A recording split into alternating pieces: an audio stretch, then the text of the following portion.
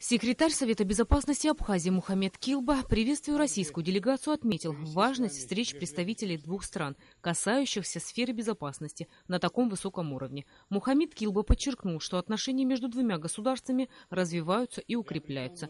Так, после 2008 года подписано более 80 соглашений и договоров, которые, по его мнению, уже привели к конкретным результатам.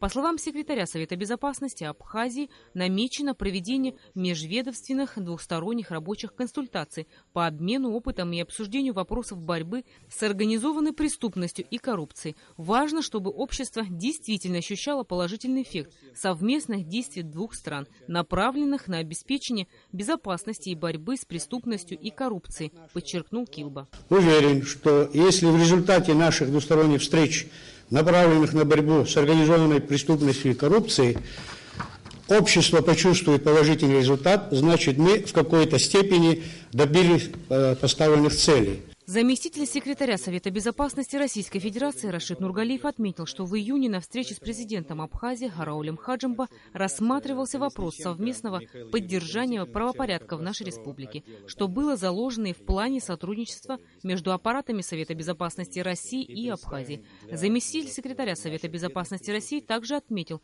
что планируется обсудить вопросы обучения и налаживания рабочих контактов по линии правоохранительных органов. Нургалиев выразил надежду, что работа пройдет в конструктивном формате и по итогам будет разработан план по борьбе с преступностью и коррупцией, а также дальнейшему сотрудничеству. Наша задача является определение основных направлений проведения, прежде всего, межведомственных двусторонних рабочих консультаций по обмену опытом работы правоохранительных органов наших двух стран в вопросах борьбы с организованной преступностью и в сфере противодействия коррупции.